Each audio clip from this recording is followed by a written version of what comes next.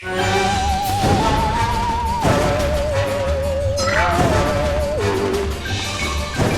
ho ho, the Halloween season is approaching, and soon there will be chocolate eggs and pancakes.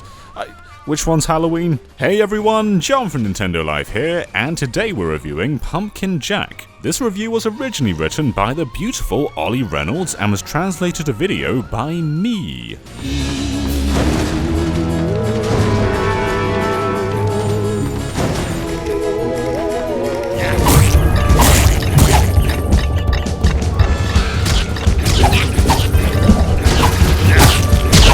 I don't know about you, but Halloween is one of our favourite times of year. Autumn is in full force, supermarkets are littered with skeletons and pumpkins, and it's possibly the only time of year where it's acceptable to watch The Exorcist on repeat while gorging on a Toblerone. Although you'll forgive us if that's been our Saturday night ritual for much of the year. 2020. For most of us, Halloween will look a bit different this year. Some may not even bother celebrating at all. Thankfully though, Pumpkin Jack has arrived to fill a ghostly void, and we're delighted to say it's absolutely worth picking up. If you're a fan of the classic action platformer, Medieval... Wait, isn't it illegal to show PlayStation games on Nintendo Life? How many laws am I breaking? Well, regardless of the law, you'll be right at home with Pumpkin Jack. Taking place in the quiet and dreadfully boring Arc-en-Ciel kingdom, the devil himself conjures up a curse to plunge the kingdom into the depths of despair, unleashing monsters and ghouls upon the poor, unsuspecting residents.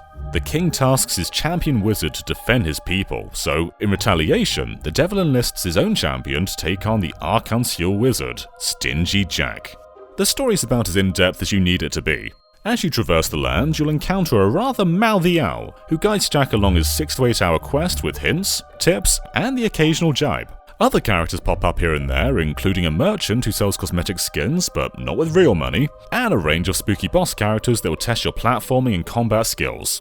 The character and world design is simply magnificent, and there's plenty here to really kickstart a successful franchise. Oh, and we should mention, Pumpkin Jack was developed by a single person. Everything was done by Nicolas Missonnier, with the only thing outsourced being the porting duties by Adrian Lucas. So one person developed and one person ported. That's so impressive. The stages themselves are fairly open, while maintaining a comfortable level of linearity. You can stray off the beaten path to find hidden crow skulls, which can be exchanged for cosmetics as mentioned earlier. But by and large, you'll be following a designated path from A to B.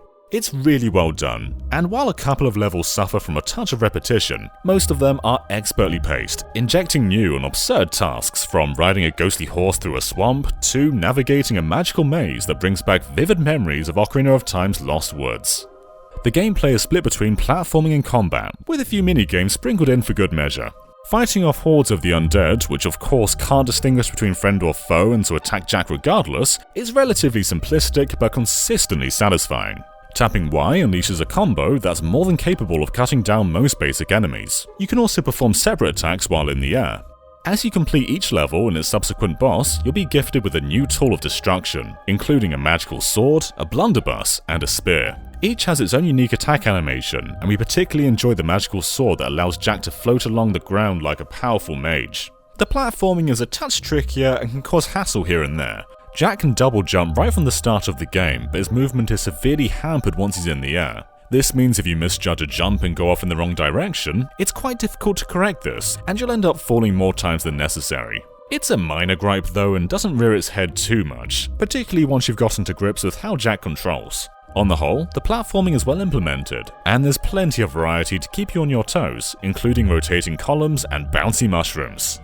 Visually, Pumpkin Jack isn't going to compete with some of the Switch's most accomplished titles, but in terms of its art design, it's absolutely wonderful from start to finish. It's typically Halloween with oranges, purples and greens making up the majority of the colour palette. The environments can be a tad bare at times, and some of the assets tend to fade away on occasion, though we might argue this actually adds to the spooky effect at times. But the variety on display here is commendable, and the game rarely, if ever, feels stale. If you're playing in handheld mode though, just be aware the graphics look a bit rough when compared to docked mode.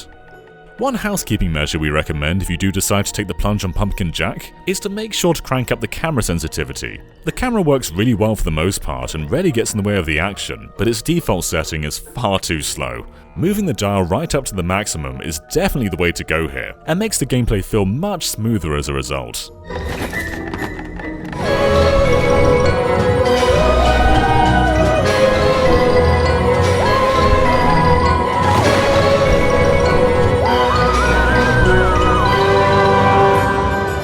Pumpkin Jack is an absolute triumph. For a debut title, it's remarkably confident in his vision, delivering a delightfully spooky experience that feels very familiar to Medieval without outright copying it.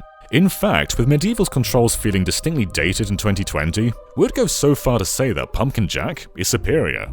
The controls are slick with satisfying combat mechanics, and while the platforming can occasionally feel a bit frustrating, it's mostly very well done. Visuals in handheld mode can look a bit grotty, so we recommend playing on the TV if you can, and make sure you crank up that camera. Fear not though, folks. Halloween is well and truly alive in 2020 thanks to Pumpkin Jack. We here at Nintendo Life give Pumpkin Jack an 8 out of 10. Thank you so much for watching, and for a lot more Switch reviews, check out nintendolife.com, and be sure to terrify the subscribe button so much that you never want to leave it alone. Just go crazy on it. And we'll catch you next time. Bye everyone.